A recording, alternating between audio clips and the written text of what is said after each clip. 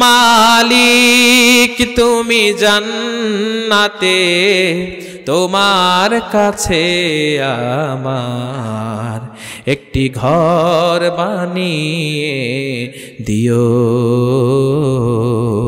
একটি ঘর বানিয়ে দিও। সে বিভীষিকাময় মহাদিনে তোমার প্রতিবেশী করে নিও।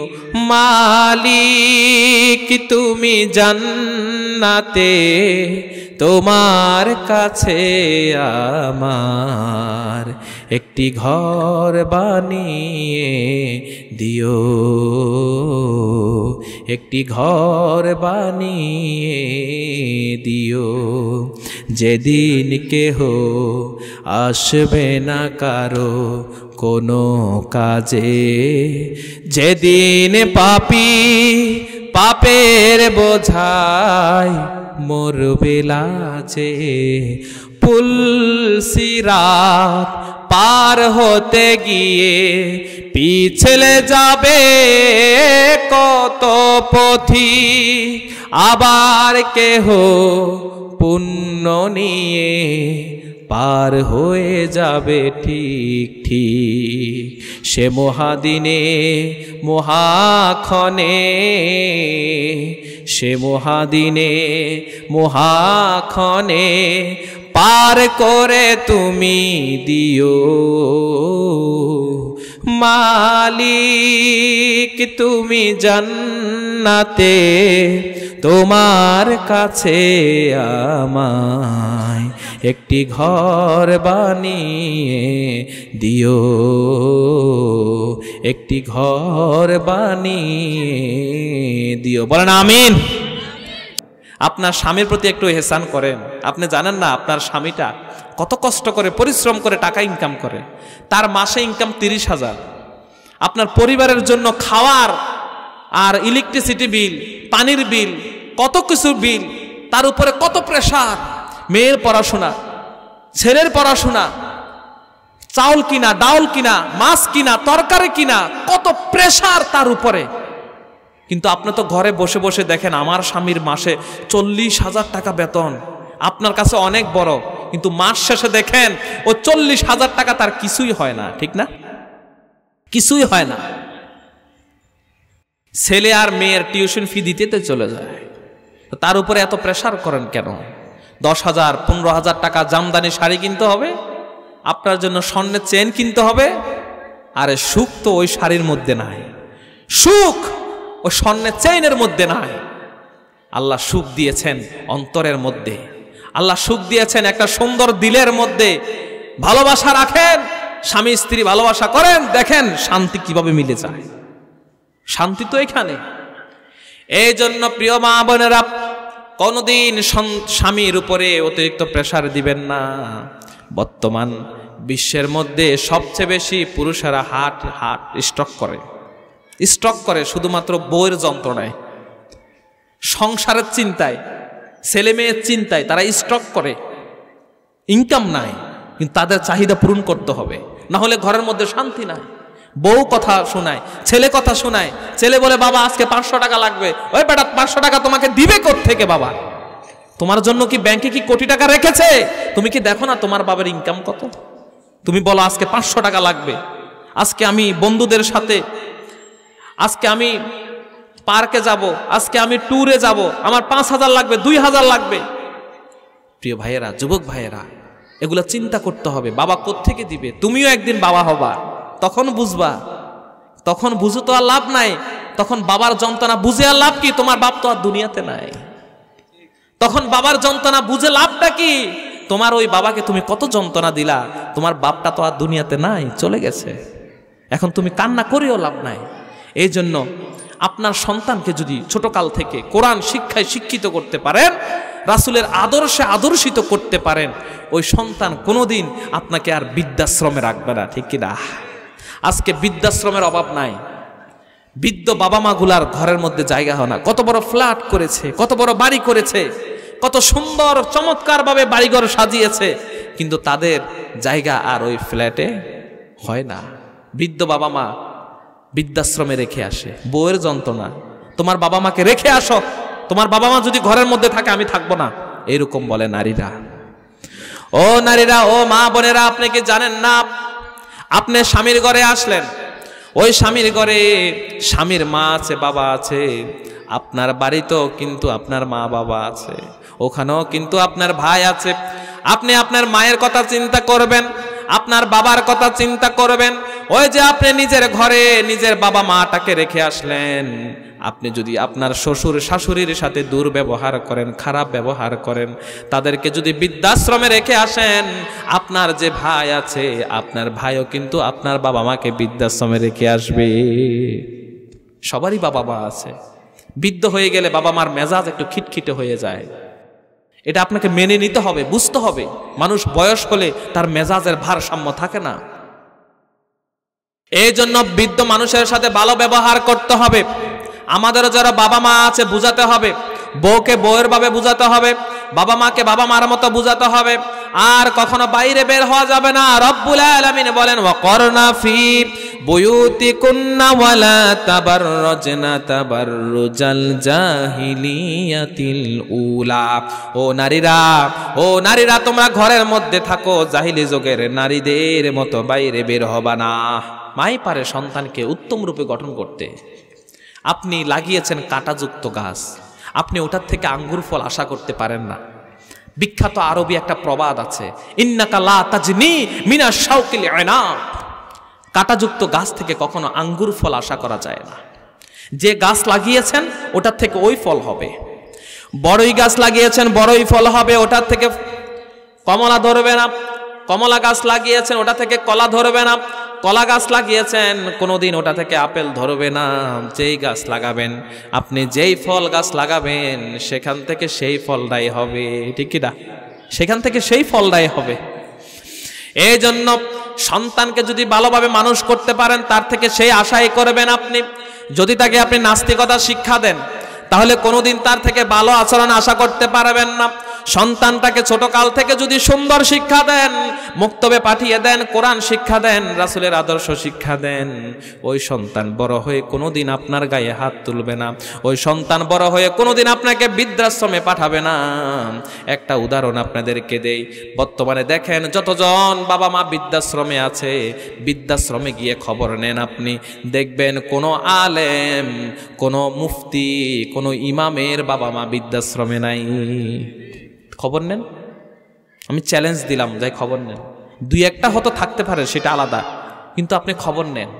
কোনো আলেম, মুফতি, কোনো মাওলানার, কোনো ইমাম সাহেব বেতন কম, 5,000 8,000 টাকা মসজিদে বেতন পায়। ওই টাকা দিয়ে দেখবেন সুখের সংসার চলে যাচ্ছে, বাবা মাকে নিয়ে খায়, কষ্ট করে চলে, কিন্তু বাবা মাকে কোনোদিন নিজের থেকে পাঠিয়ে দেয় না, বৃদ্ধাশ্রমে দেয় না। আপনি বৃদ্ধাশ্রম খোঁজ নেন, সবচেয়ে বেশি বৃদ্ধাশ্রমে যারা থাকে দেখবেন ছেলে বড় ইঞ্জিনিয়ার, বড় ডাক্তার, ওই বিদেশে থাকে, পরিবার নিয়ে, ছেলে নিয়ে, মেয়ে নিয়ে, স্ত্রীকে নিয়ে বিদেশে থাকে, বিদেশ বিরাজ্যে থাকে, বাবা মার খবর নেয় না, তাদেরকে বৃদ্ধাশ্রমে পাঠিয়ে দেয়, মাসে মাসে টাকা দেয়, 15-20 হাজার যায় লাগে, বাবা মার জন্য বৃদ্ধাশ্রমে পাঠাই দিলাম। টাকার মধ্যে কি সুখ আছে? টাকার মধ্যে সুখ নাই, টাকার মধ্যে ভালোবাসা নাই। ভালোবাসা হলো একসাথে থাকার মধ্যে, ভালোবাসা হলো নিজেদের মধ্যে। আপনার বেতন কম, একসাথে থাকেন। ইন্নাকা লা তাজনি মিনাশ শাওকিল ইনাব। কাঁটাযুক্ত গাছ লাগিয়ে কোনোদিন আঙ্গুর ফল আশা করতে পারেন না। এই জন্য সন্তানগুলাকে যেভাবে মানুষ করবেন, সন্তানগুলাকে যেভাবে সুশিক্ষা দিবেন, ওই সন্তান থেকে ঠিক তেমনই ভাবে আপনি ফল পাবেন। আর একটা প্রবাদ আছে, কামা তাদিনু তুদান, যেমন কর্ম তেমন ফল। কামা তাদিনু তুদান, যেমন কর্ম তেমন ফল। কর্ম যেমন করবেন আপনি ফলও তেমন পাবেন। এই সন্তানগুলা যখন বড় হয়, বাবা মার হাতে বড় হয়, সন্তানগুলা যখন জন্মগ্রহণ করে, তারা নির্দিষ্ট একটা ফিতরার উপরে জন্মগ্রহণ করে। এই সন্তান যখন মায়ের গর্ভ থেকে দুনিয়ার আলো দেখে, তখন তাদের কোনো দোষ থাকে না। এই সন্তানগুলা যখন হিন্দু হোক, মুসলমান হোক, বৌদ্ধ হোক, খ্রিস্টান হোক, কাফের হোক, মুনাফিক হোক, যেই ব্যক্তি হোক না কেন, এই সন্তানগুলা যখন জন্মগ্রহণ করে, নির্দিষ্ট একটা ফিতরাতের উপরে জন্মগ্রহণ করে, পরবর্তীতে এই সন্তানগুলাকে তার বাবা মায় হয়তো খ্রিস্টান বানায়, না হলে মুসলমান বানায়, হিন্দু বানায়, বৌদ্ধ বানায়, নাস্তিক বানায়, আস্তিক বানায়। রাসূল সাল্লাল্লাহু আলাইহি ওয়াসাল্লাম বলেন, কুল্লু মাউলুদিন ইউলাদু আলাল ফিতরা فأبواه يهودانه وينصرانه ويمجسانه। রাসূল সাল্লাল্লাহু আলাইহি ওয়াসাল্লাম বলেন, প্রত্যেকটা মানব সন্তান নির্দিষ্ট একটা ফিতরাতের উপরে জন্মগ্রহণ করে, সঠিক দিনের উপরে জন্মগ্রহণ করে, তখন তার কোনো দোষ থাকে না। হয়তো তার বাবা মা তাকে ইহুদি বানায় অথবা নাসারা বানায়, ইউহাউইদানিহি ওয়া ইউনাসসিরানিহি ওয়া ইউমাজ্জিসানি, অথবা তাকে অগ্নি পূজক বানায়, বাবা মা বানায়। এই বাবা মা এই সন্তানগুলাকে ইহুদি বানায়, না হলে খ্রিস্টান বানায়, না হলে অগ্নি পূজক বানায়। বাবা মারাই পারে সন্তানগুলাকে কি করবে, বাবা মাই জানে সন্তানগুলা কিভাবে বড় হবে। এই জন্য এই বাবা মাদের উপরে অনেক বেশি দায়িত্ব। এই সন্তানগুলাকে আমরা মাদ্রাসায় দিয়ে দেই, স্কুলে দিয়ে দেই, আর খবর রাখি না, এমন করা যাবে না। আপনার সন্তান স্কুলে কি শিখলো, মাদ্রাসায় কি শিখলো, এটা আপনাকে খবর নিতে হবে। সব সময় সন্তানকে জিজ্ঞেস করতে হবে, বাবা আজকে কি শিখলা। সন্তানের দিকে নজর দিতে হবে, কারণ সন্তান যদি কোরআন শিখে, আপনি যদি সন্তানকে কোরআন শিখান, এই সন্তানের কারণে দুনিয়া এবং আখিরাত উভয় জায়গায় আল্লাহ রাব্বুল আলামিন আপনাকে সম্মানিত করে দিবেন। রাসূল সাল্লাল্লাহু আলাইহি ওয়াসাল্লাম বলেন, মান ক্বারা আল কুরআনা ওয়া আমিলা বিমা ফি উলবিসা ওয়ালিদাহু তাজান ইয়াউমাল কিয়ামা দাউহু আহসানু মিন দাউইশ শামস। সুবহানাল্লাহ। রাসূল সাল্লাল্লাহু আলাইহি ওয়াসাল্লাম বলেন, কোন সন্তান যদি কোরআন শিখে, ওই কোরআন অনুযায়ী আমল করে, আল্লাহ রাব্বুল আলামিন কিয়ামতের দিন ওই সন্তানের পিতা মাতার মাথার উপরে চমৎকার একটা তাজ পরিয়ে দিবেন। সুবহানাল্লাহ। তাজ, টুপি পরিয়ে দিবেন। ওই টুপি দাউহু আহসানু মিন দাউইশ শামস। ওই তাজ, ওই টুপিটা এতটাই ঝলমল ঝলমল করবে, সূর্যের আলো যেমন ঝলমল করে তার থেকে অনেক চমৎকার ভাবে তাদের ওই টুপিটা ঝলমল করবে। সুবহানাল্লাহ। বাবা মার পুরস্কার, মান ক্বারা আল কুরআনা ওয়া আমিলা বিমা ফি। কোন সন্তান যদি কোরআন শিখে, সে অনুযায়ী আমল করে, উলবিসা ওয়ালিদাহু তাজান ইয়াউমাল কিয়ামাতি দাউহু আহসানু মিন দাউইশ শামস। তার পিতামাতার মাথা, তার পিতামাতার কপালে, তার পিতামাতার মাথার উপরে আল্লাহ একটা নূরের টুপি পরিয়ে দিবেন। কিসের টুপি? নূরের টুপি। এই জন্য সন্তানগুলোকে আগে কোরআন শিখান, তারপরে আপনি ইঞ্জিনিয়ার বানান। এই সন্তানের কারণে রব্বুল আলামিন দুনিয়া এবং আখিরাত উভয় জায়গায় পিতামাতাকে সম্মানিত করবেন। এই দুনিয়ার সন্তান যখন দুনিয়ার মধ্যে বড় রেজাল্ট করে, ডাক্তার ইঞ্জিনিয়ার হয়ে যায়, বাবা মার মুখ উজ্জ্বল হয়ে যায়। আবার সন্তানগুলা যখন কিয়ামতের দিন কোরআন শিক্ষায় শিক্ষিত হয়ে এবং তারা যখন দ্বীনের খেদমত করবে, তারা যখন ইসলামের খেদমত করবে, কিয়ামতের দিন আল্লাহ রাব্বুল আলামিন ওই পিতামাতাকেও সম্মানিত করে দিবেন। এই জন্য সন্তানের কারণে পিতামাতা সম্মানিত হয়, আবার এই সন্তানের কারণে অসম্মানিত হয়। সন্তানের কারণে অসম্মানিত হয়, সমাজ থেকে পিতামাতাকে বেরও করে দেয় মাঝে মধ্যে। তোর সন্তান খারাপ বেটা, তোর সন্তান ভালো না, তোর সন্তানের কারণে এই হয়েছে সেই হয়েছে, কত কিছু শুনতে হয় পিতামাতাকে। ঠিক কিয়ামতের দিন ওই সন্তানের কারণে পিতামাতা জাহান্নামে যেতে হবে। এই সন্তানের কারণে পিতামাতা জাহান্নামে যেতে হবে। রব্বুল আলামিন বলেন, রব্বানা আরিনাল্লাযাইনি আদাল্লানা মিনাল জিন্নি ওয়াল ইনসি নাজআলহুমা তাহতা আকদামিনা লিয়াকুনা মিনাল আসফালিন। এই সন্তানগুলা যখন জাহান্নামী হয়ে যাবে, কিয়ামতের দিন যখন জাহান্নামে যাবে, এই সন্তানগুলা তখন আল্লাহকে বলবে, রব্বানা, ও আমাদের রব, আমাদের পিতামাতাগুলা কোথায়, দেখায় দেন। আমাদের নেতাগুলা কই, দেখায় দেন। আমাদের এই পিতামাতা দুনিয়াতে আমাদেরকে কোরআন শিখায় নাই, হাদিস শিখায় নাই, আমাদেরকে সঠিক পথে চলতে বলে নাই, নামাজ পড়তে বলে নাই। শীতের রাত্রিতে শুয়েছিলাম, পিতামাতা কোনোদিন মসজিদে যেতে বলে নাই, সঠিক শিক্ষা দেয় নাই। ওই পিতামাতার কারণে আজকে আমরা জাহান্নামী হয়ে গেলাম। আজকে জাহান্নামে একা যাব না, একা যাব না। ও আল্লাহ, পিতামাতাকে দেখায় দেন।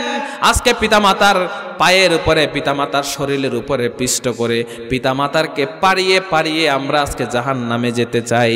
নাউযুবিল্লাহ। পিতামাতাকে দেখাইতেন, ওই পিতামাতাকে পাড়িয়ে পায়ের নিচে পিষ্ট করে, পিতামাতাকে পায়ের নিচে পিষ্ট করে তারপরে তারা জাহান্নামে যাবে। ওই পিতামাতাও যাবে জাহান্নামে, সন্তানরাও যাবে জাহান্নামে। এই সন্তানের কারণে পিতামাতা জাহান্নামে যাবে। তাই আপনার উচিত সন্তানকে সুশিক্ষা দেন। যদি সন্তান না শিক্ষা করতে চায় সেটা আপনার আর দায়িত্ব নাই, কিন্তু চেষ্টা থাকতে হবে। আপনার দায়িত্ব, কুল্লুকুম রাইন ওয়া কুল্লুকুম মাসউলুন আন রাইয়াতি। প্রত্যেকে দায়িত্বশীল, প্রত্যেক মানুষটাই দায়িত্বশীল। আপনি আপনার পরিবারের দায়িত্বশীল। আল্লাহ কিয়ামতের দিন আপনাকে জিজ্ঞেস করবে আপনার পরিবার সম্পর্কে, মেম্বারকে জিজ্ঞেস করবে তার ওয়ার্ড সম্পর্কে, চেয়ারম্যানকে জিজ্ঞেস করবে তার ইউনিয়ন সম্পর্কে, এমপিকে জিজ্ঞেস করবে তার থানা সম্পর্কে, মন্ত্রীকে জিজ্ঞেস করবে তার মন্ত্রণালয় সম্পর্কে, প্রধানমন্ত্রীকে প্রশ্ন করবে পুরো দেশ সম্পর্কে। প্রত্যেক মানুষটাই দায়িত্বশীল। কুল্লুকুম রাইন ওয়া কুল্লুকুম মাসউলুন আন রাইয়াতি। রাসূল সাল্লাল্লাহু আলাইহি ওয়াসাল্লাম, তোমরা সকলে দায়িত্বশীল, সকলে অধীনস্থর ব্যাপারে সেদিন কিয়ামতের দিন জিজ্ঞাসিত হবে। সুবহানাল্লাহ। বাঁচার উপায় নাই, সাবধান। আপনিও দায়িত্বশীল। আপনার সন্তান কি করে না না করে, আপনার স্ত্রী কি করে না না করে, সেটা কিয়ামতের দিন আল্লাহ আপনাকে অবশ্যই জিজ্ঞাসা করবেন। এই জন্য আমরা সকলে দায়িত্বশীল। আমরা সন্তানগুলাকে আমরা মানুষের মতো মানুষ করব। সন্তানগুলা যদি আমরা মানুষের মতো মানুষ না করতে পারি, কিয়ামতের দিন উপায় থাকবে না। রব্বুল আলামিন বলেন, ওয়াকরনা ফি বুয়ুতিকুন, ও নারীরা তোমরা ঘরের মধ্যে থাকো, বাহিরে বের হবা না। আজকে নারীদের সন্তান লাগবে, সন্তানের জন্য মাজারে যায়। সন্তান দেন কে? আল্লাহ। মাজারে যায় লাভ কি? মাজারে যায় লাভ কি? মাজারের বাবা ও নিজেই তো বিপদে আছে। মাজারে বাবা যে শুয়ে আছে, ও কি জান্নাতে আছে না জাহান্নামে আছে জানে কে? আল্লাহ। তো উনি কিভাবে আপনাকে সন্তান দিবে? ওনার তো হাড় গরু কিছুই নাই, সব শেষ। উনি ওখানে কি অবস্থায় আছে এটা তো আল্লাহ ছাড়া কেউ জানে না। একজন মানুষ যখন মারা যায় তখন সবচেয়ে বেশি অসহায় হয়ে যায়। সে এতটাই অসহায় হয়ে যায়, দুনিয়ায় তার মতো অসহায় আর কেউ নাই। কারণ কোনো সহায়তা নাই তার জন্য। যখন মারা যায় দুনিয়ার সহায়তাও নাই, সন্তানের সহায়তাও নাই, কারো নাই। সে একা হয়ে যায়, সম্পূর্ণ একা। এই জন্য রব্বুল আলামিন বলেন, আমি যাকে ইচ্ছা মেয়ে দেই, যাকে ইচ্ছা ছেলে দেই। আমি মেয়ে দেই, আমি ছেলে দেই, দুনিয়ার আর কেউ দিতে পারে না। ইয়াহাবু লিমান ইয়াশাউ ইনাথা ওয়া ইয়াহাবু লিমান ইয়াশাউ যুকুর আও ইউযাওয়িজুহুম যুকরানা ওয়া ইনাথা ওয়া ইয়াজআলু মান ইয়াশাউ وَيَجْعَلُ مَن يَشَاءُ عَقِيمًا إِنَّهُ عَلِيمٌ قَدِيرٌ।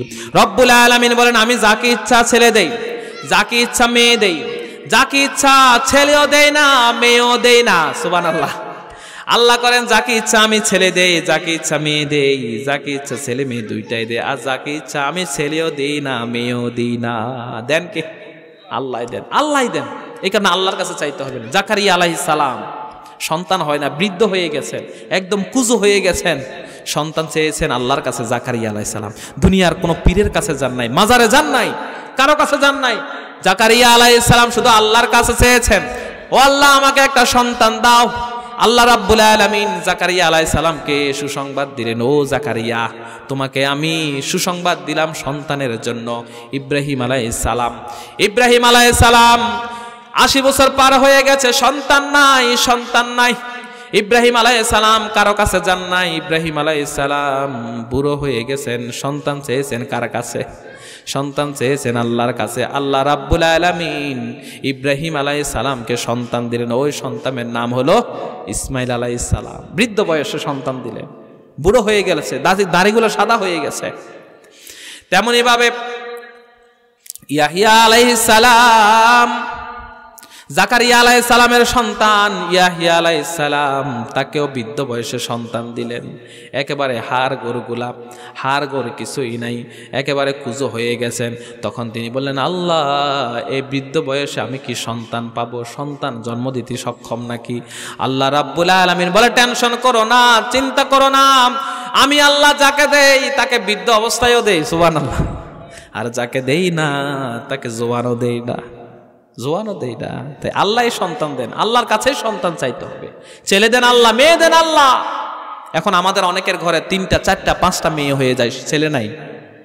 বউয়ের উপরে নির্যাতন শুরু হয়ে যায়, এই তুই কুলক্ষণ, তুই ভালো না, এই সেই তবু। সাবধান, এগুলা বলবেন না। আপনি যদি কোনো মেয়েকে ছেলে হয়েছে মেয়ে হয় না, মেয়ে হয়েছে ছেলে হয় না, যদি তাকে উল্টা পাল্টা বলেন, আপনি তাকে বললেন না, সরাসরি আল্লাহকে বললেন, ঠিক কিনা? কারণ দেন কে? দেন তো আল্লাহ। তো তার কি দোষ? তার দোষ কি? আপনারও দোষ নাই, তারও দোষ নাই। দেন আল্লাহ, আল্লাহ যাকে ইচ্ছা তিনি দেন। ইয়াহাবু লিমান ইয়াশাউ ইনাতান ওয়া ইয়াহাবু লিমান ইয়াশাউ যুকুর। আল্লাহ রাব্বুল আলামিন বলেন, আমি যাকে ইচ্ছা তাকে সন্তান দেই। সুবহানাল্লাহ, এটা তো আল্লাহই দেন। এই জন্য সাবধান, চাইবেন সব সময় আল্লাহর কাছে। আল্লাহই দেন, তিনিই দেন, তিনি আমাদেরকে দেন। আল মাইয়াতু ফিল কবরি ওয়াল গরিকু ফিল বাহর। একজন মানুষ মারা গেলে এতটা অসহায় হয়ে যায়, এতটাই অসহায় হয়ে যায়, তার মতো অসহায় আর কেউ নাই। সমুদ্রের মধ্যে কোনো মানুষ যদি পড়ে যায়, সমুদ্রের মাঝখানে পড়ে যায়, সেই ব্যক্তি যেমনই ভাবে অসহায় হয়ে যায়, ওই একজন মানুষ মারা গেলে কবরে ঠিক তেমন ভাবে অসহায় হয়ে যায়। তাই কবরে চাওয়া যাবে না, কবরের কোনো মৃত ব্যক্তির কাছে চাওয়া যাবে না। চাইবে একজনের কাছে, তিনি কে? আল্লাহ। সবসময় আল্লাহর কাছে চাইবেন তো ইনশাআল্লাহ। এরপরে রাব্বুল আলামিন নারীদেরকে বলেন, ওয়া কুল্লিল মুমিনাতি ইয়াগদুদনা মিন আবসারিহিন্না ওয়া ইয়াহফাজুনা ফুরুজাহুন্না ওয়া লা ইউবদিনা যিনাতাহুন্না ইল্লা মা যুহারা মিনহা ওয়াল ইয়াদরিবনা বিখুমুরিহিন্না আলা জুয়ুবিহিন্না। সূরা নূরের 31 নম্বর আয়াতে আল্লাহ রাব্বুল আলামিন বলেন, ও মুমিন নারীরা, তোমরা তোমাদের দৃষ্টিকে অবনত রাখো, তোমরা তোমাদের দৃষ্টিকে হেফাজতে রাখো। ওয়া কুল্লিল মুমিনাতি ইয়াগদুদনা মিন আবসারিহিন্না ওয়া ইয়াহফাজনা ফুরুজাহুন্না। তোমরা তোমাদের দৃষ্টিকে হেফাজতে রাখো, তোমরা তোমাদের সৌন্দর্যকে দেখায়ও না। সৌন্দর্য দেখায়া দেখায়া তোমরা বাজার ঘাটে রাস্তাঘাটে চলাফেরা করিও না। আল্লাহ বলেন, তোমরা তোমাদের সৌন্দর্যকে গোপন রাখো। এই সৌন্দর্য আল্লাহ দিয়েছেন, এই সৌন্দর্য স্বামীকে দেখানোর জন্য, পর পুরুষকে না। কিন্তু আজকে পর পুরুষকে সৌন্দর্য দেখানোর প্রতিযোগিতা শুরু হয়ে গেছে। কত সুন্দর করে সেজে গুজে মার্কেটে যেতে পারবে, আরেকজন পুরুষ দেখবে তাকে, আর নিজে নিজে মনে মনে শান্তি পাবে। এই প্রতিযোগিতা শুরু হয়ে গেছে। নারীগুলা ঘরে থাকতে চায় না, সেজে গুজে। ঠোঁটের মধ্যে কি দেয়, এটার নাম কি? লিপস্টিক না? লিপস্টিক, আব্রু, ক্রিম। বাবা রে, এত সাজা সাজে। স্বামীর জন্য সাজে না, সাজে হলো স্বামীর ভাইয়ের জন্য। স্বামীর স্বাস্থ্য ভাই, জ্যাঠতো ভাই, মামাতো ভাই কারা আছে, প্রতিবেশী কারা আছে, বাজার ঘাটে কারা আছে, ওদের জন্য সাজে, স্বামীর জন্য সাজে না। অথচ আল্লাহ বলেছেন, রাসূল বলেছেন, স্বামীর জন্য সাজাও। স্বামীর জন্য সুন্দর পোশাক পরে স্বামীর সামনে যাও। স্বামী তোমাকে দেখে খুশি হয়ে যাবে, আরশ থেকে খুশি হয়ে যাবেন কে? এই জন্য পর পুরুষের সামনে যাওয়া যাবে না, পর পুরুষের সামনে সাজা যাবে না। সাজবেন আপনি স্বামীর জন্য। বাজারে যাওয়া যাবে না, মাজারে যাওয়া যাবে না। রব্বুল আলামিন বলেন, ওয়ালা ইউবদিনা যিনাতাহুন্না ইল্লা মা যুহারা মিনহা। তোমরা তোমাদের সৌন্দর্য প্রকাশ করো না যা সাধারণত প্রকাশ পায় তা ছাড়া।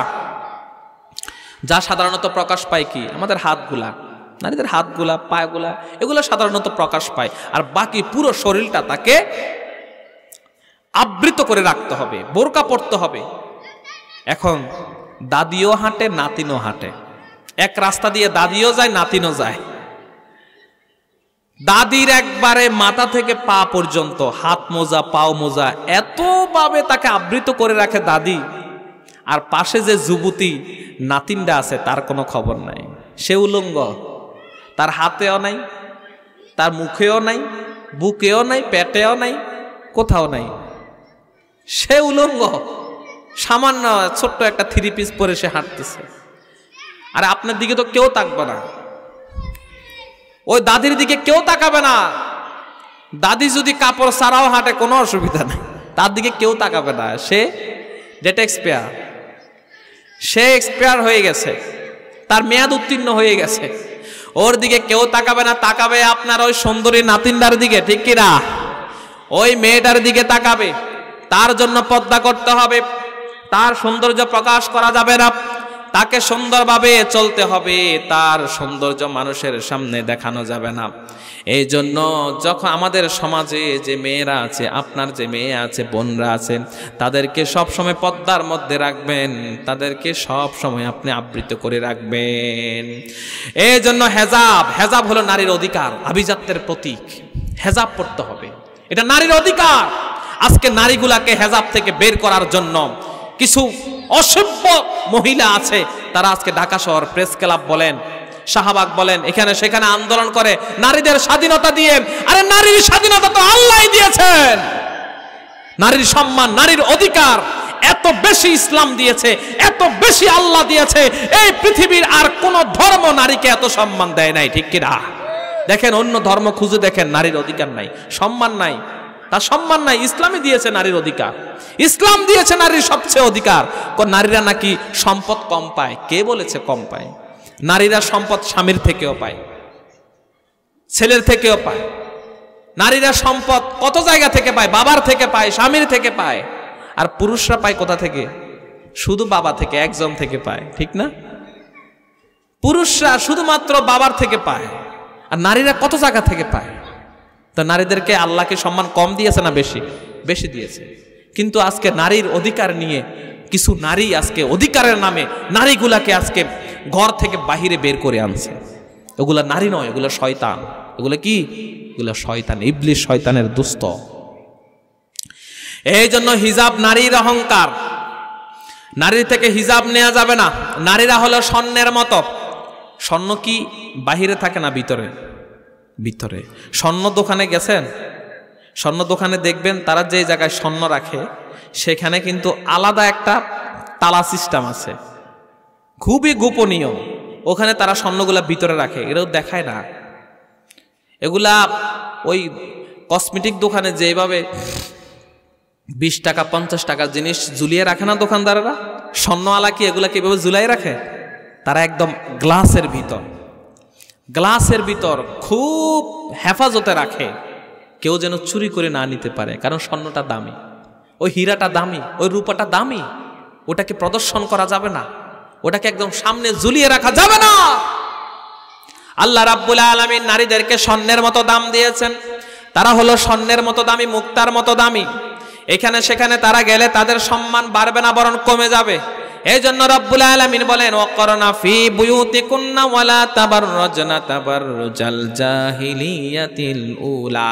ও নারীরা ঘরের মধ্যে থাকো, বাইরে বের হবা না। বাইরে যদি বের হও তোমার সম্মান বাড়বে না, বরং তোমার সম্মানটা কমে যাবে, সম্মান কমে যাবে। বাইরে দেখবেন মানুষ যখন বিয়ে করতে যায়, সারা জীবন কি করেছে না করেছে সেটা অন্য কথা, যখন বিয়ে করতে যাবে তখন কিন্তু পদ্মানসী নারী খোঁজে, মেয়েটা ভালো তো, মেয়েটা ভালো আছে তো, তখন পর্দাসীন খোঁজে। এই জন্য আমার প্রিয় ভাইয়েরা, নারীদেরকে কোনোদিন ঘর থেকে বের করবেন না, ঘরের ভিতরে রাখবেন। নারীরা হলো মণিমুক্তার মতো। আর একটা উদাহরণ দিই, দেখেন, সমুদ্র পাড়ে গেছেন? কক্সবাজার তো আমি অনেকবার গিয়েছি, আপনারা কেউ জান নাই? গেছেন? কক্সবাজারে দেখবেন, বা কুয়াকাটা, কক্সবাজার যেখানে যান দেখবেন ওখানে পানির ঢেউয়ের সাথে সাথে কিছু কি উঠে আসে? শামুক, শামুক উঠে আসে। এই শামুকগুলা যখন উঠে আসে, এগুলাকে কাকে খায়? সিলে খায়, কুকুরে খায়, শুকুরে খায়। কত মানুষের পায়ের নিচে পিষ্ট হয় না? এগুলা শামুক উপরে উঠে চলে আসছে। কিন্তু যেই শামুক সমুদ্রের নিচে থাকে, ওই শামুকের ভিতরে মণিমুক্তা আছে। সুবহানাল্লাহ। ওগুলা উপরে উঠে আসে না, ওগুলা দামি, ওগুলা সমুদ্রের নিচে থাকে। ডুবুরিরা ওগুলাকে ডুব দিয়ে নিচ থেকে উঠাই নিয়ে আসে। ওগুলার দাম লক্ষ কোটি টাকা। ওগুলা গোপনে আছে, ওগুলা সম্মান বেশি। আর যেগুলো উপরে চলে আসছে এগুলার সম্মান নাই। কাকে খায়? সিলে খায়, কুকুরে খায়, শুকুরে খায়, মানুষে পাড়ায়। যেই নারীরা এইরকম পানির স্রোতের মতো উলঙ্গভাবে উপরে উঠে চলে আসে, মানুষকে প্রদর্শনী করে, তাদেরকে কুকুরে খায়, শুকুরে খায়, এখানে খায়, সেখানে খায়, দর্শন করে, তাদের ইজ্জত থাকে না, ঠিক কিনা? আর যে নারীরা গোপনের ভিতরে থাকে, ঘরের ভিতরে থাকবে, দেখবেন ওগুলার দাম বেশি, ওগুলার দাম বেশি। ওগুলাকে মানুষ খুঁজেও পায় না, ওগুলাকে মানুষ দামি টাকা দিয়েও খুঁজে পায় না। এই জন্য আপনার যদি সম্মান আপনি বাড়াতে চান, তাহলে আপনাকে পর্দার ভিতরে থাকতে হবে। পর্দার ভিতরে থাকলে দুনিয়া আখিরাত উভয় জায়গায় আল্লাহ রাব্বুল আলামিন সম্মান বাড়িয়ে দিবেন। 6 জন নারী এই বিশ্ববাসীর জন্য আল্লাহ উদাহরণ রেখেছেন। 6 জন নারী, হাজার আলাইহিস সালাম, যাকে আমরা হাজারা বলি। প্রথম হলো হাজার আলাইহিস সালাম, এরপরে আসিয়া আলাইহিস সালাম, মরিয়ম আলাইহিস সালাম। গতকাল রাতে তো আসিয়া আলাইহিস সালামের গল্প বললাম আপনাদেরকে, ছিলেন না? আসিয়া আলাইহিস সালাম ফেরাউনের স্ত্রী। হাজার আলাইহিস সালাম, আসিয়া আলাইহিস সালাম, মরিয়ম আলাইহিস সালাম, এই 3 জন। এরপরে আরো আছে 3 জন, খাদিজা রাদিয়াল্লাহু তাআলা আনহা, আয়েশা রাদিয়াল্লাহু তাআলা আনহা, ফাতেমা রাদিয়াল্লাহু তাআলা আনহা। এই 6 জন নারী, এই 6 জন নারীকে রব্বুল আলামিন দুনিয়ার জন্য, এই বিশ্ববাসীর জন্য, সকল নারীদের জন্য উদাহরণ রেখে দিয়েছেন। সংক্ষিপ্তভাবে বলি, হাজার আলাইহিস সালাম ইব্রাহিম আলাইহিস সালামের স্ত্রী। যখন সন্তান হয়, হাজার আলাইহিস সালাম এবং পুত্র ইসমাইল আলাইহিস সালাম, এই 2 জনকে মরুভূমির মধ্যে রেখে আসলেন। বর্তমান মক্কা, কাবাগরের পাশে। ওখানে কিছুই ছিল না, দুদু বালুচর, আর কিছু নাই। ঘর নাই, বাড়ি নাই, মানুষ নাই, জনপদ নাই, পানি নাই, খাবার নাই, কিচ্ছু নাই, কিচ্ছু নাই। শুধু আছেন একজন, তিনি কে? ইব্রাহিম আলাইহিস সালাম হাজার আলাইহিস সালামকে এবং হাজার আলাইহিস সালামের কোলের মধ্যে ছোট্ট দুধের সন্তান, দুধের সন্তানকে নিয়ে মরু প্রান্তরে চলে গেলেন। মরু প্রান্তরে যখন রেখে আসলেন ইব্রাহিম আলাইহিস সালাম তাদেরকে, তখন হাজার আলাইহিস সালাম বললেন, যদি আল্লাহর ইচ্ছা হয় আপনি কোনো টেনশন করার দরকার নাই, আমাদেরকে নিয়ে কোনো টেনশন করার দরকার নাই। যে আল্লাহ আমাদেরকে এখানে রাখতে বলেছেন, আল্লাহর উপরে আমরা বিশ্বাস করি, সে আল্লাহ রাব্বুল আলামিন আমাদেরকে কোনো বিপদের মধ্যে পড়তে দিবেন না, এবং সেই আল্লাহ আমাদেরকে রক্ষা করবেন। সুবহানাল্লাহ। রক্ষা করেছেন তো? করেছেন। ইব্রাহিম আলাইহিস সালাম চলে গেলেন, পানি নাই, পানি শুকিয়ে গেছে, পানি খাওয়া শেষ। এখন পুত্র ইসমাইল, দুধের সন্তান, পানির জন্য চটপট করা শুরু করলো। পানি পানি পানি খাবে, চিৎকার দেয়। হাজার আলাইহিস সালাম দৌড়াদৌড়ি শুরু করলেন। এই যে সাফা মারওয়া পাহাড়ের মাঝখানে তিনি দৌড়াদৌড়ি শুরু করলেন। 7 বার পর্যন্ত তিনি সাই করলেন। কয়বার সাই করলেন? পানি নাই।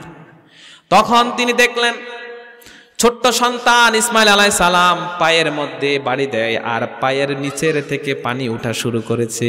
সুবহানাল্লাহ। ওই পানির নাম কি? জমজম। পানির নাম কি? জমজম। অর্থ কি? জম জম, থাম। জমজম অর্থ হলো থাম, থাম। হাজার আলাইহিস সালাম যখন পানির কাছে গেলেন, দেখলেন পানি এমন ভাবে উঠা শুরু করলো। এখন হাজার আলাইহিস সালাম বালু দিয়ে তিনি চারিগেট দিয়ে ব্যারিকেড দিলেন। বালু দিয়ে তিনি ওখানে ব্যারিকেড দিলেন যেন পানিগুলা বাহিরে বের হয়ে না যায়। তিনি একটা বাঁধ দিলেন। ওই বালু দিয়ে যখন বাঁধ দিলেন, তখন হাজার আলাইহিস সালাম দেখলেন বাঁধের উপর দিয়েও পানি চলে যায়। তখন হাজার আলাইহিস সালাম বললেন, থাম থাম। মানে আরবিতে হলো জম জম জম, সেখান থেকে হয়েছে জমজম পানি। সুবহানাল্লাহ। ইতিহাসিকরা বলে, হাজার আলাইহিস সালাম যদি ওই দিন ওই পানি বাদ না দিত, ওই পানি দুনিয়ার আনাচে কানাচে সব জায়গায় ছড়িয়ে যেত। সুবহানাল্লাহ।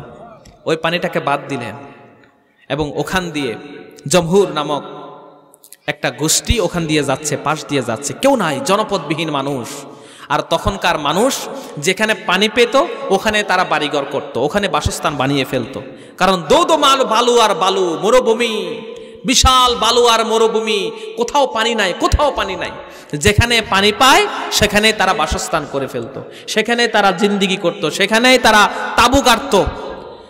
যখন ওই গোষ্ঠীটা, একটা গোষ্ঠী ওখান দিয়ে যাচ্ছে, যখন তারা দেখলো এখানে পানি ওঠে, তখন তারা হাজার আলাইহিস সালামকে বলল, আপনি যদি অনুমতি দেন আমরা এখানে তাবু গাড়বো, আপনি যা বলবেন, আপনার সকল কথাগুলো আমরা মেনে নিব। সুবহানাল্লাহ। তখন বললেন, হ্যাঁ তোমরা থাকো, তোমরা থাকো। এই তো জনপদ শুরু হয়ে গেল। এই জনপদ হতে হতে এখন সারা বিশ্বের মানুষ শুধু একদিকে তাকিয়ে আছে, কাবার দিকে। ঠিক কি না? আল্লাহ রাব্বুল আলামিন সকল বিশ্বের মানুষের জন্য ওই কাবা ঘরের দিকে আকর্ষণ বাড়িয়ে দিলেন। সব মানুষগুলা হজের সময় লক্ষ লক্ষ মানুষ, 20 লাখ 30 লাখ মানুষ একসাথে ছোটে উমরা করার জন্য। হাজার হাজার লক্ষ লক্ষ মানুষগুলা সারা বিশ্ব থেকে ওখানে যায়, জড়ো হয়। ওখানে ব্যবসা বাণিজ্য সব শুরু হয়ে গেছে, ওখানে সব কিছু শুরু হয়ে গেছে। প্রথমে একজন ছিলেন, তিনি ছিলেন হাজর আলাইহিস সালাম এবং ইসমাইল আলাইহিস সালাম। এই দুইজনের মাধ্যমে রব্বুল আলামিন এই পুরো মক্কাটাকে সেদিন আবাদ করে দিয়েছেন। সুবহানাল্লাহ। তাহলে হাজর আলাইহিস সালাম থেকে আমরা কি শিখলাম? তাওয়াক্কুল, অর্থাৎ ভরসা। তাওয়াক্কুল থাকবে কার উপর? আল্লাহর উপর। মারিয়াম আলাইহিস সালাম আজব এক মহিলা। মারিয়াম আলাইহিস সালাম এক আজব মহিলা, স্বামী ছাড়াই পেট থেকে সন্তান হয়েছে। সুবহানাল্লাহ। এই সন্তান দিয়েছেন কে? আল্লাহই দিয়েছেন। মারিয়াম আলাইহিস সালাম পেট থেকে সন্তান হয়েছে, সন্তানের নাম কি জানেন না? মারিয়াম, এই তো মাশাআল্লাহ, এক ভাই জানে। ঈসা আলাইহিস সালাম, কি নাম? আল্লাহর নবী ঈসা আলাইহিস সালাম। মারিয়াম আলাইহিস সালাম, ওনার খালো ছিল জাকারিয়া আলাইহিস সালাম। ওনার পরিবার, বাবার নাম ছিল ইমরান আলাইহিস সালাম। ওই মারিয়াম আলাইহিস সালামের নামে আল্লাহ রাব্বুল আলামিন পবিত্র কোরআনে একটা সূরা দিয়েছেন, সূরার নাম হলো সূরাতুল মারিয়াম। আর ওনার পরিবার, মারিয়াম আলাইহিস সালামের পরিবার অর্থাৎ বাবার নামে একটা সূরা আছে, এবং ওরা পরিবার নামে আলে ইমরান। বাবার নামও ইমরান। মারিয়াম আলাইহিস সালামের বাবার নামও সূরা ইমরান, অর্থাৎ পুরো পরিবার আলে ইমরান। আল অর্থ পরিবার, আহল পরিবার, পুরো পরিবার নিয়ে আল্লাহ রাব্বুল আলামিন একটা সূরা দিয়েছেন।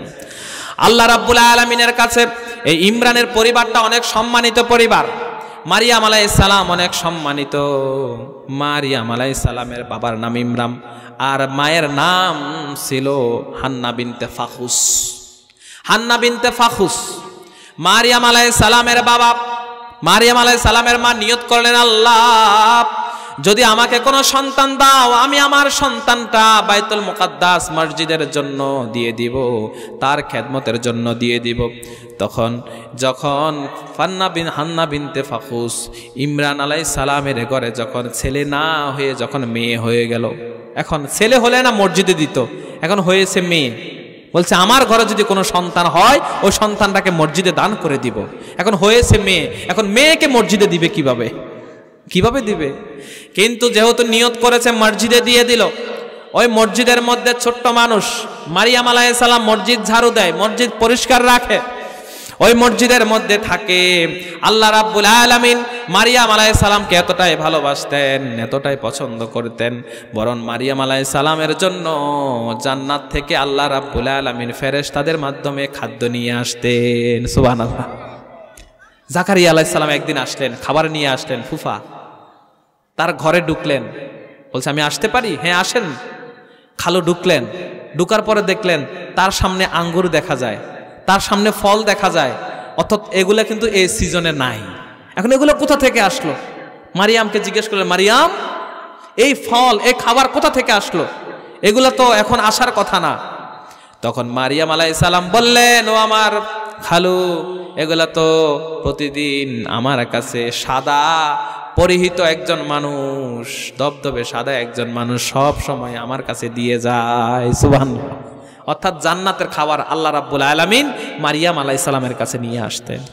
দুনিয়াতে জান্নাতি খাবার খেয়েছেন মারিয়াম আলাইহিস সালাম। ওই মারিয়াম আলাইহিস সালাম তিনি খুব ইবাদত করতেন। তার থেকে আমরা শিক্ষা গ্রহণ করতে পারি সব সময় আল্লাহর উপর ভরসা রাখতে হবে, সব সময় আল্লাহর ইবাদত করতে হবে। এরপরে আসিয়া আলাইহিস সালাম ফেরাউনের স্ত্রী আসিয়া আলাইহিস সালাম, তার থেকে আমরা শিক্ষা গ্রহণ করব, ভরসা সব সময় করব একজনের উপর, তিনি কে?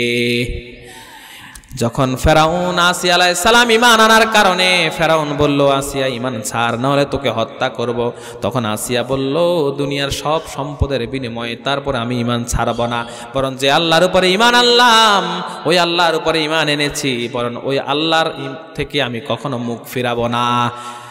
وضرب الله مثلا للذين آمنوا امرأة فرعون إذ قالت رب ابن لي عندك بيتا في الجنة ونجني من فرعون وعمله ونجني من القوم الظالمين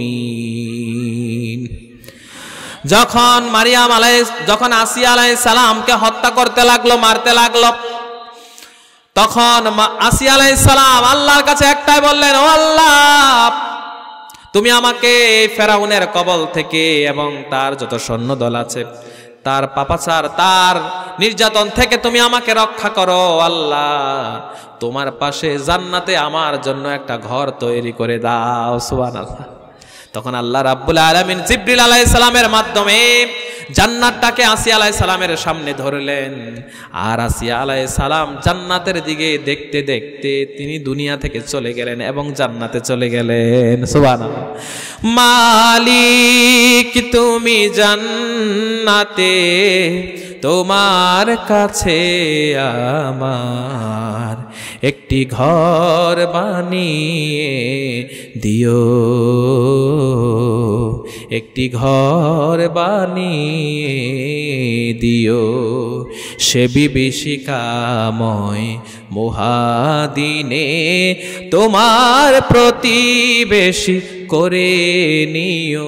মালিক তুমি জান্নাতে, তোমার কাছে আমার একটি ঘর বানিয়ে দিও,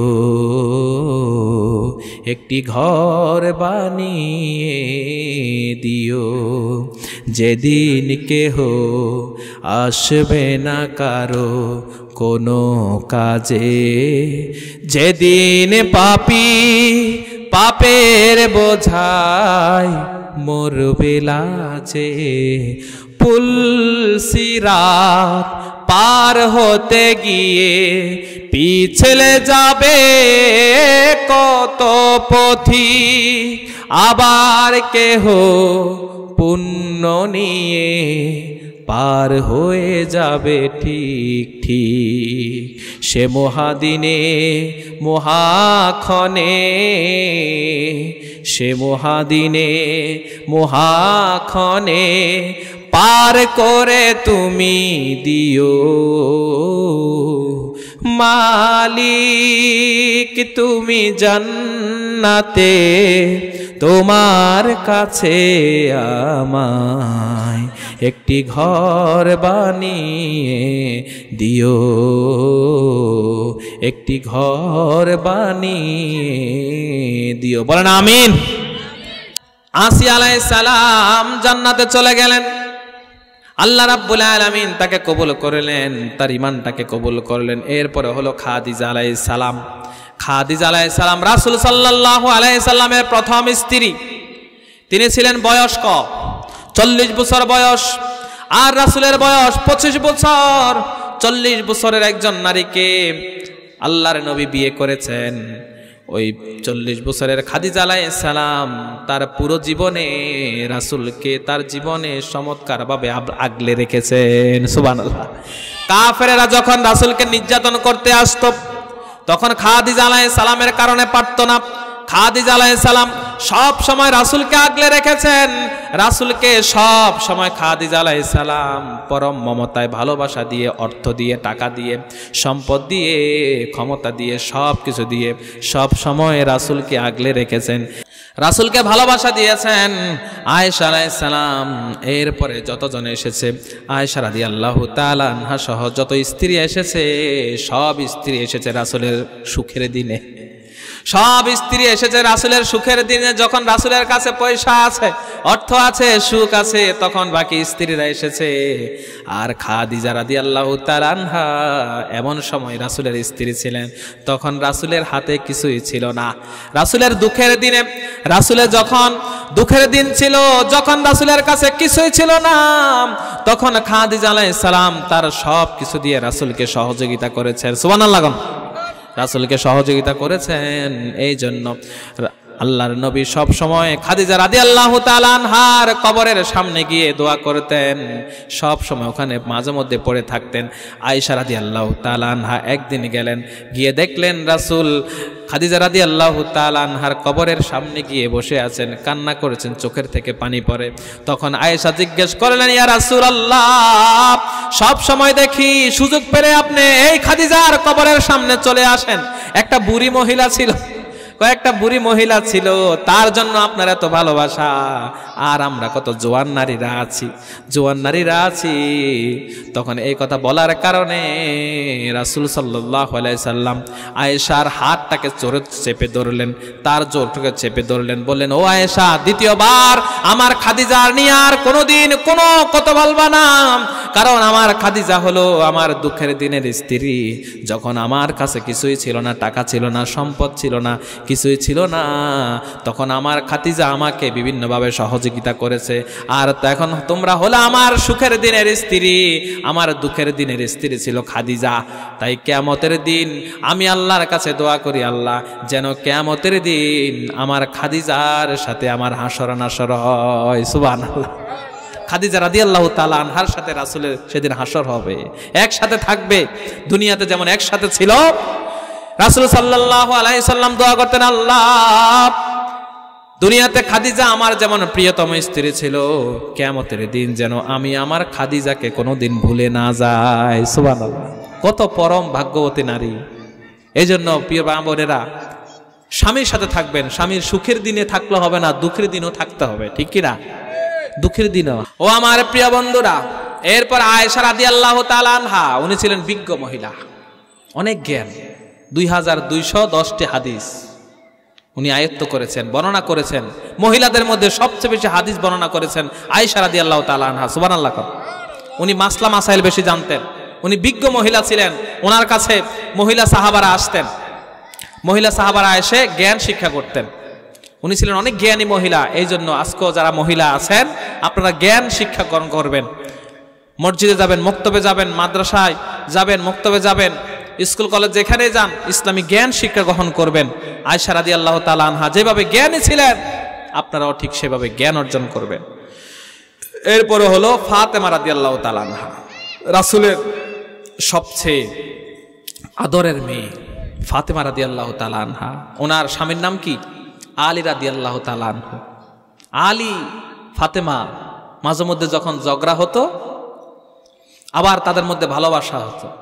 একদিন রাসূল গেলেন, দেখলেন আলীর মন খারাপ, জামাতা, রাসূলের জামাতা আলীর মন খারাপ। ফাতেমা রাদিয়াল্লাহু তাআলা আনহার স্বামী আলী রাদিয়াল্লাহু তাআলা আনহু, আলী কিন্তু রাসূলের চাচাতো ভাই, জানেন? আলী রাদিয়াল্লাহু তাআলা আনহু হলো রাসূলের চাচাতো ভাই। সে চাচাতো ভাইয়ের সাথে নিজের মেয়েকে বিয়ে দিলেন, চাচাতো ভাইয়ের সাথে নিজের মেয়েকে বিয়ে দিলেন। একদিন রাসূল গেলেন, আলীর ঘরে গেলেন, যাওয়ার পরে দেখলেন আলীর মন খারাপ, বাহিরে বসে আছে। বাহিরে বসে আছে, রাসূল আলীর সামনে গিয়ে বললেন, আলী কি হয়েছে, এখানে বসে আছো কেন? আলী মন খারাপ কেন? বারবার বললো মন খারাপ কেন? আলী কয়, এতক্ষণ আপনার মাইয়া জ্বালাইছে, এখন আপনি জ্বালান। আপনার মাইয়ার জ্বালাই তো আমি এনে বইয়া রয়েছি, তোমার মন খারাপ কেন? আলীর হাতটাকে এভাবে ধরলেন, সুবহানাল্লাহ।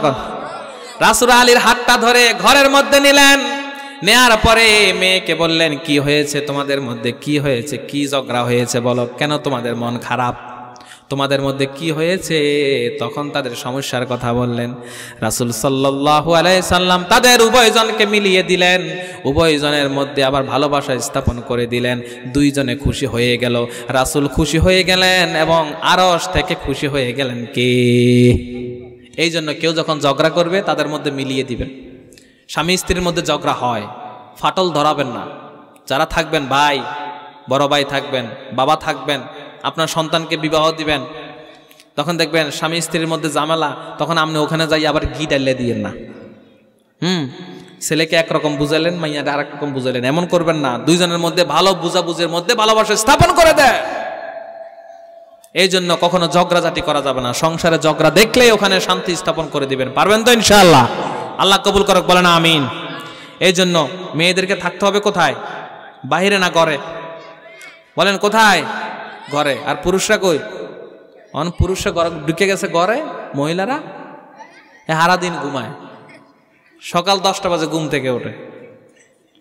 পুরুষরা এখন সকাল 10টা বাজে ঘুম থেকে ওঠে, আর মহিলা গেছে গা বাজারে চলে গেছে, এদের খবরই নাই, এতে কই যে আছে আল্লাহ জানে।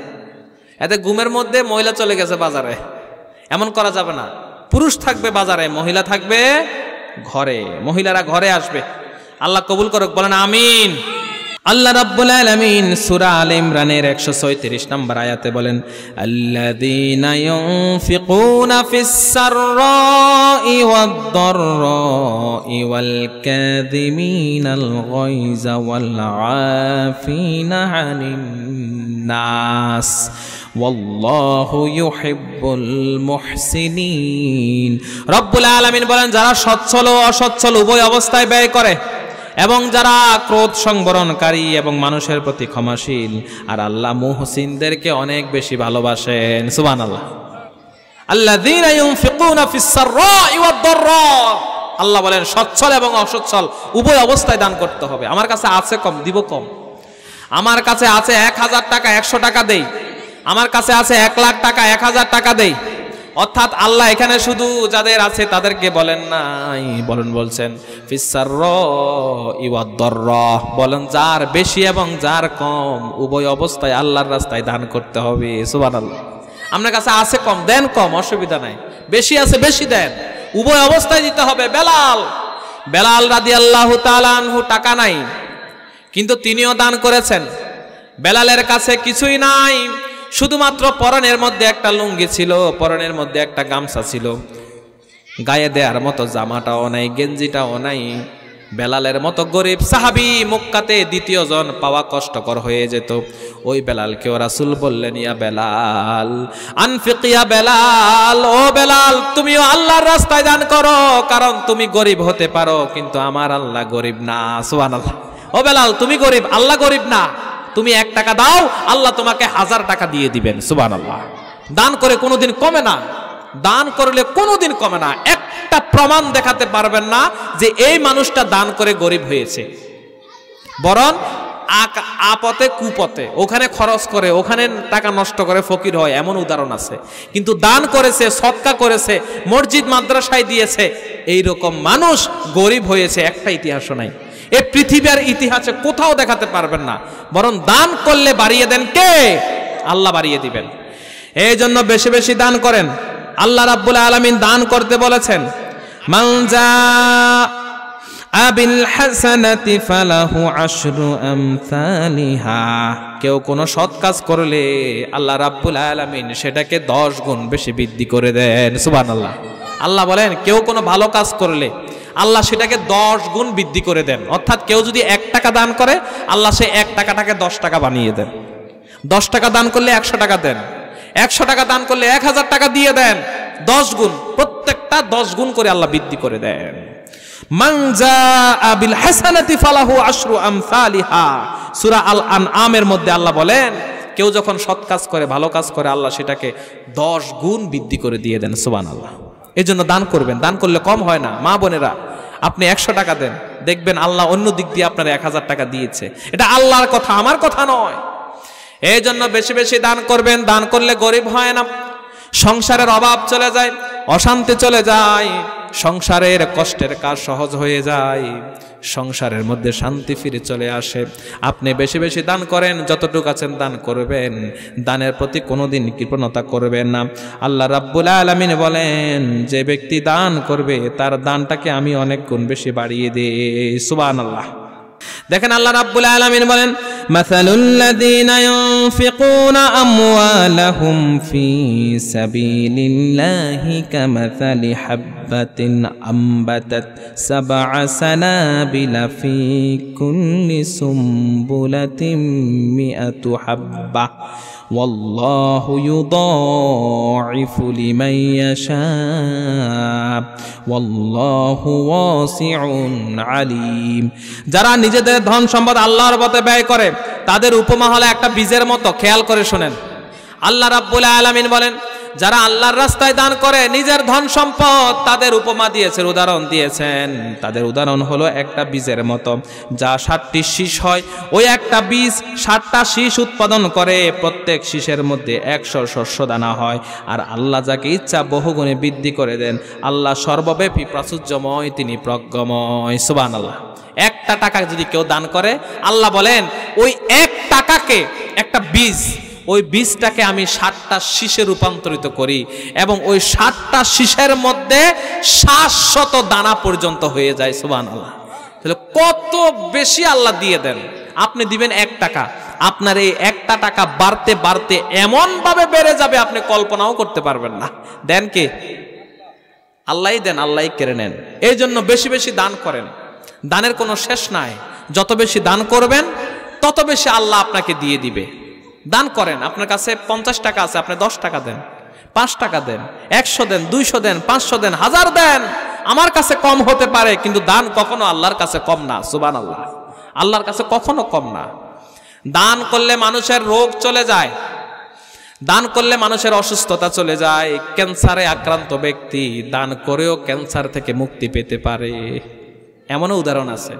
ক্যান্সারের ব্যক্তি আল্লাহর রাস্তায় দান করে ক্যান্সার থেকে মুক্তি পেয়েছে, এইরকম উদাহরণও আছে। আপনি মনে করেছেন হুজুর তো কইছে 100 টাকা দিলে নাকি 1000 টাকা হয়ে যাবে, হয় না তো।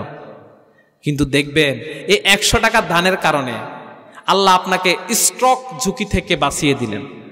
যদি স্ট্রোক করতেন হাজার হাজার টাকা চলে যেত না, কিন্তু আল্লাহ হয়তো আপনাকে ওখান থেকে বাঁচিয়ে দিয়েছেন। ডায়াবেটিস হতো, ক্যান্সার হতো, আল্লাহ হয়তো সেখান থেকে আপনাকে মুক্তি দিয়ে দিয়েছেন, সেখান থেকে আল্লাহ আপনাকে রক্ষা করেছেন। আপনার আরো বড় ধরনের ঘটনা হতে পারতো। আপনার সিজার হতো, সিজার হলে তো 30-40 হাজার টাকা শেষ হয়তো। সিজার না হয়ে আল্লাহ আপনাকে নরমালি সন্তান দান করেছেন। তা আল্লাহ যে কতভাবে মানুষকে দেন সেটা আল্লাহই জানেন। এজন্য দান করলে কেউ কোনোদিন ফকির হয় না, দান করলে কেউ গরিব হয় না। সম্পদ আল্লাহর, আল্লাহকেই দিবেন, আল্লাহ আপনাকে বাড়িয়ে দিবেন।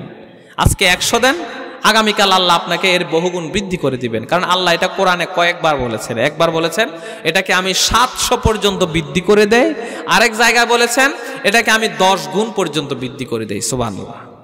দান করে কমে না, দান করলে বাড়তেই থাকে, বাড়তেই থাকে। দান মহা ঔষধ, দানের মতো ঔষধ পৃথিবীতে আর নাই। বেশি বেশি দান করবেন, আল্লাহর রাস্তায় দান করবেন, সদকা করবেন। সাহাবীরা দান সদকা করার জন্য প্রতিযোগিতা শুরু করত, কে কত বেশি দিতে পারে। তাবুকের যুদ্ধের সময় ওই সাহাবীরা এত বেশি দান করেছে, কে কত বেশি দান করবে। ওমর রাদিয়াল্লাহু তাআলা আনহু, উসমান, আলী, আবু বকর, তাদের সমস্ত দানগুলা তারা রাসূলের পায়ের সামনে নিয়ে এসেছেন। নেন ইয়া রাসূলুল্লাহ, আজকে কত দান লাগবে, সব দিয়ে দিলাম, সব দিয়ে দিলাম। দান হতে হতে দানের স্তূপ হয়ে গেছে। সাহাবীরা কখনো দান থেকে বিরত ছিল না, বেশি বেশি দান করতেন। এই কারণে আল্লাহর রাস্তায় বেশি বেশি দান করবেন। আল্লাহ রাব্বুল আলামিন যদি খুশি হয়ে যান, আপনার জীবনটাকে জান্নাতি জীবন বানিয়ে দিবেন কে? আল্লাহই বানিয়ে দিবেন।